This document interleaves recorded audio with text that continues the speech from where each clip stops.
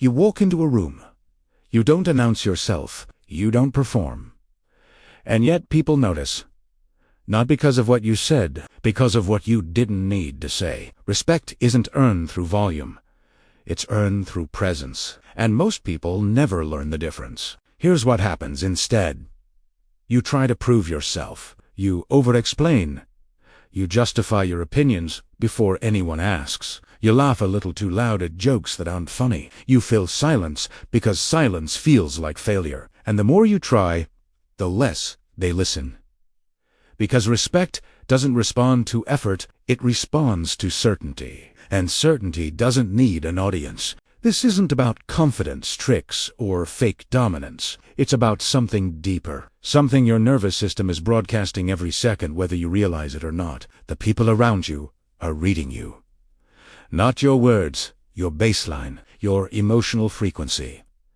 The way you hold tension in your body, the micro pauses before you speak, the steadiness or lack of it in your gaze. And if your system is screaming approve of me, they feel it, even if you never say it out loud. But here's what most people get wrong. They think this means you failed. That you're weak, or needy, or broken. Yo, ure, not. You're just running old software. Your brain developed its relational strategies early childhood, adolescence, early relationships. You learned that approval equals safety, that being liked means being protected, that filling space prevents rejection. So you optimized for acceptance. And it worked back then. But now, that same strategy is costing you respect. Not because people are cruel, because the brain reads self-abandonment as low status, and it does it unconsciously. Let me explain how this works. Your brain has two ancient systems running in parallel. One is called the social engagement system. It's tied to your vagus nerve, the highway between your brain and your body. When you feel safe, this system stays online. Your voice is steady. Your face is relaxed.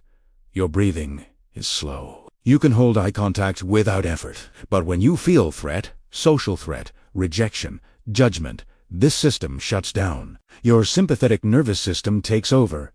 Fight or flight. Your body tenses. Your voice pitch rises. You talk faster. You scan for feedback. You seek reassurance, and everyone around you feels it. Not consciously, but their mirror neurons pick up the signal. Te register. This person doesn't feel safe, and the brain makes a ruthless calculation. If you don't feel safe in yourself, you're not safe to follow. So how do you reverse this? Not by faking confidence, by regulating your nervous system in real time. Here are 5 principles rooted in behavioral psychology and neuroscience. First principle: lengthen the pause before you speak. Most people speak to reduce their own anxiety. They feel silence because silence feels like scrutiny.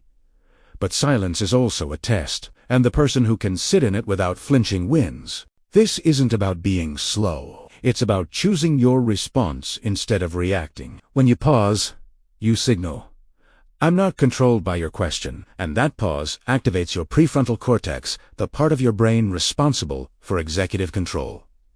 You move from reactive to intentional, and people feel the shift. Second principle: reduce your physical correction behaviors. Behavioral psychology calls them self-soothing gestures, touching your face, adjusting your clothes, shifting your weight, clearing your throat before speaking. These are displacement activities, your body's way of bleeding off nervous energy. They signal discomfort, and discomfort signals uncertainty. Instead, try this.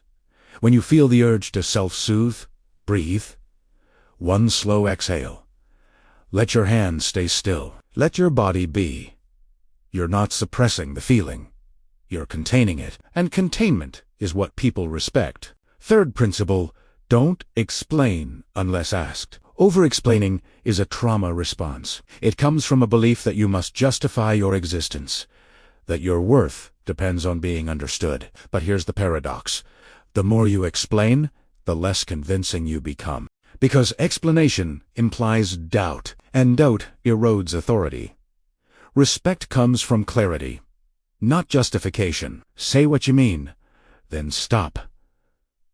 Let the silence do the work. If they're confused, they'll ask.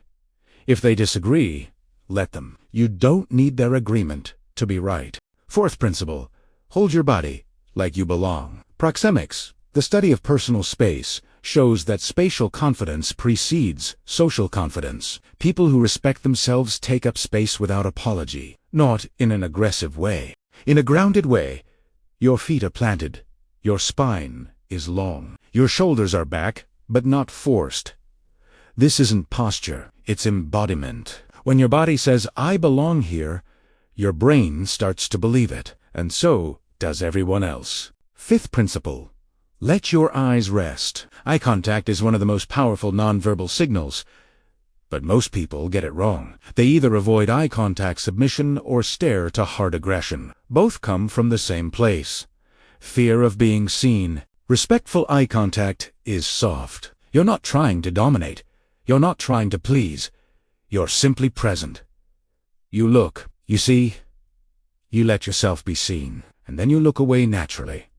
No performance, no strategy, just presence. And presence is what people remember. Let's tie this together. Respect isn't something you extract from people. It's something they offer when they feel your nervous system is regulated, because respect is a neurological response. It's the brain's way of saying, this person is safe to align with, and safety doesn't come from dominance. It comes from self-accession, from the ability to exist without needing constant validation, from the willingness to be misunderstood and not collapse. When you stop performing, people stop evaluating. When you stop seeking approval, people start offering respect. Not because you demanded it, because your nervous system stopped asking for it. So here's what I want you to remember. You don't need to be louder.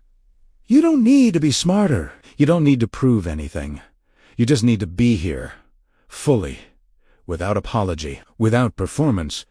Respect doesn't follow effort. It follows ease. And ease comes when you stop abandoning yourself for acceptance. You already have everything you need. You've always had it. Now you just have to stop giving it away.